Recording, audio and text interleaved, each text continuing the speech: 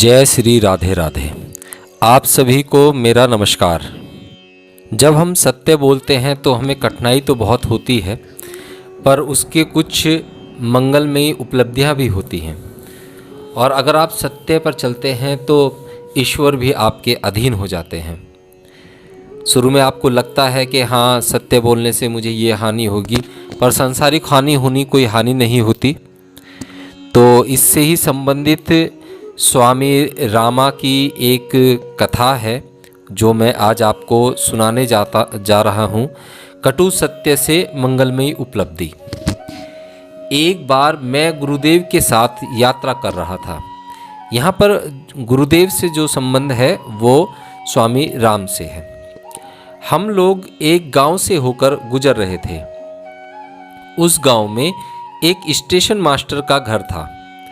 हम लोगों को देखकर वह हमारे पास आकर बोला कि महाराज, आप लोग महात्मा हो, हमारे बड़े धन्य भाग कि आप यहाँ पधारे।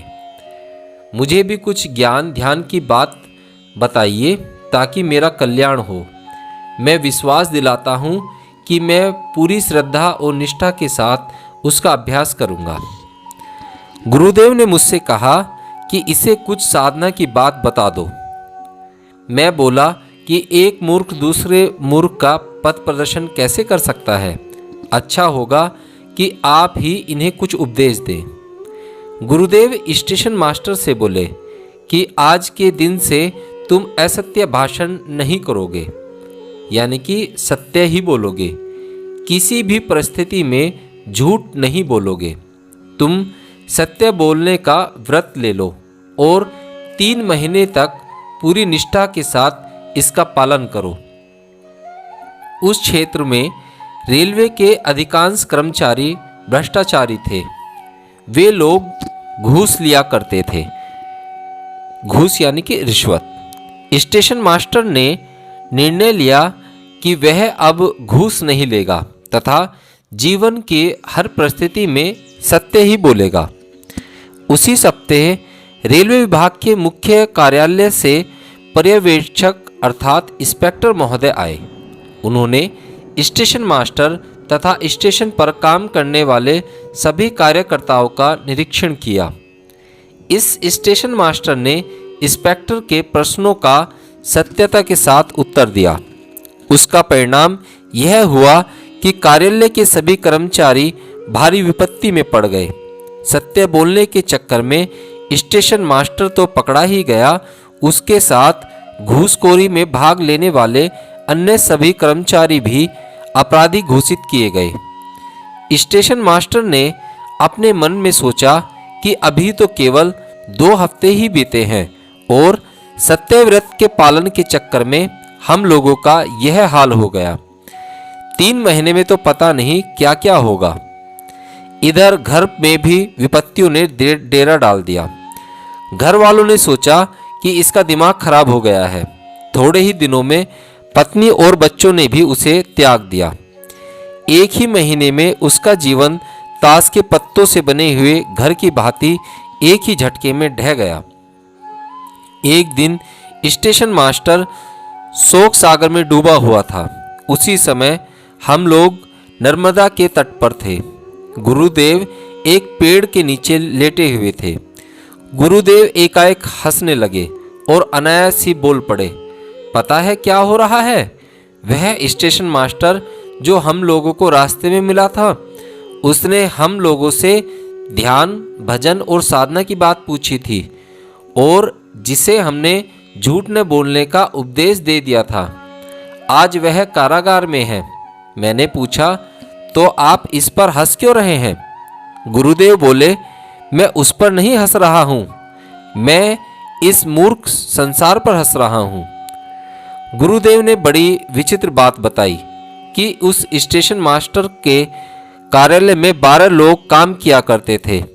उन सभी ने मिलकर यह कहा कि स्टेशन मास्टर झूठ बोल रहा है। उन सब लोगों ने गवाही देकर यह सिद्ध कर दिया कि स्टेशन मास्टर घूस लिया करता था। स्टेशन मास्टर अपराधी सिद्ध हुआ। वह अकेले ही जेल चला गया और उसके बाद उसके सब 12 साथी छूट गए।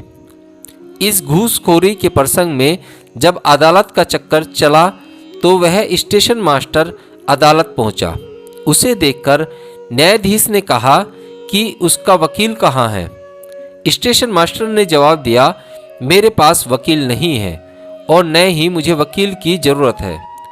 उसकी बात सुनकर न्यायाधीश ने कहा, मैं चाहता हूँ कि तुम्हारी कोई सहायता करे। स्टेशन मास्टर ने कहा, मुझे किसी वकील की ज़रूरत नहीं है और न ही किसी की सहायता की ज़रूरत है। मैं केवल सत्य बोलना चाहता हूँ। सच्चाई यह है कि मैं घूस लिया करता था, भ्रष्टाचार में रत था। इस बात को जानकर आप जो चाहें सो करें। मुझे आप कारागार भेज दें, किंतु मैं झूठ नहीं बोल सकता क्योंकि मैंने सत्य बोलने का व्रत लिया है। न्यायाधीश के पूछने पर उस स्टेशन मास्टर ने बताया कि इस सत्य व्रत का पालन करने का संकल्प उसने क्यों और कब लिया। उसने बताया कि एक दिन मैं एक संत से मिला। उन महापुरुष ने मुझे किसी भी परिस्थिति में झूठ न बोलने के लिए कहा। झूठ बोलने के कारण मेरी नौकरी छूट गई। झूठ नहीं, सत्य बोलने के कारण मेरी नौकरी छूट गई। मेरी पत्नी और बच्चों ने भी मुझे त्याग दिया। मेरे पास धन, मित्र और कुछ भी नहीं है। अब मैं जेल जाने की स्थिति में हूँ। यह सभी बातें 1 महीने के भीतर ही घटी हैं। अब चाहे जो हो जाए, मैं सत्यव्रत का ही पालन करूँगा। देखूँगा कि सत्यव्रत के पालन से और क्या क्या होता है। मैं पूरा प्रयत्न करूँगा कि मैं इस सत्य की परीक्षा में खरा उतरूँ। आप अभी न्याय कीजिए। आपका न्याय जो कुछ कहता हो आप वही कीजिए। आपके न्याय के अनुसार यदि मुझे जेल जाना है तो आप मुझे जेल जाने का दंड दीजिए। न्यायाधीश ने उसे अपने कक्ष में बुलाया और पूछा, वे संत कौन हैं जिन्होंने तुम्हें ऐसा करने को कहा। स्टेशन मास्टर ने गुरुदेव के विषय में बताया। संयोग से न्यायाधीश भी गुरुदेव के शिष्य थे। न्यायाधीश ने स्टेशन मास्टर की सराहना की और बोले, तुम सत्य के मार्ग पर हो, इसी पर लगे रहो। ईश्वर करे कि मैं भी इसी मार्ग पर लग जाऊं। न्यायाधीश ने स्टेशन मास्टर को मिली कारागार की सजा की अवधि केवल 3 महीने के लिए सीमित कर दी। 3 महीने के बाद वह स्टेशन मास्टर स्वतंत्र हुआ, लेकिन तब तक उसका सब कुछ नष्ट हो चुका था। स्त्री, बच्चे, परिवार के लोगों ने तो उसका त्याग कर ही दिया था। धन संपत्ति भी नष्ट हो चुकी थी, नौकरी भी जा चुकी थी, बंधु बांधव और मित्र भी उसे त्याग चुके थे। एक दिन वह दुखी होकर पेड़ के नीचे बैठा हुआ था कि उसके पास एक तार यानी कि टेलीग्राम आया। उस तार के माध्यम से उसे पता चला कि उसके पिताजी के एक विशाल भूखंड को बहुत पहले सरकार ने अधिकृत कर लिया था और सरकार ने उसे और इस प्रकार के सभी लोगों को मुआवजा देने का निर्णय ले लिया है। इस प्रसंग में उसे सरकार की ओर से 10 लाख रुपए मिले। उसकी वह जमीन किसी दूसरे प्रांत में थी जिसके विषय में वह कुछ जानता भी नहीं था। उसने सोचा कि सत्यव्रत का पालन करते 3 महीने पूरे हो चुके हैं और इसी का इतना बड़ा पुरस्कार मुझे मिल रहा है। सरकार से प्राप्त संपूर्ण रुपया उसने अपनी पत्नी और बच्चों को दे दिए। वह लोग प्रसन्नता से खिल गए और बड़े प्यार से बोले कि आप घर आ जाइए, हम सब आपके साथ रहना चाहते हैं।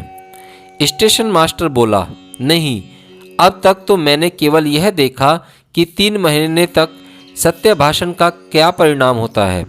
अब मैं यह देखना चाहता हूँ कि यदि मैं पूरे जीवन भर सत्य के पथ पर चलूँ, सत्य का पालन करूं, तो उसका क्या परिणाम होगा। सत्य ही जीवन का परम लक्ष्य है। यदि हम मन, वाणी तथा कर्म से सत्य का पालन करें, सत्य का अभ्यास करें, तो निश्चित ही सुगमता के साथ हम अपने परम लक्ष्य तक पहुंच सकते हैं।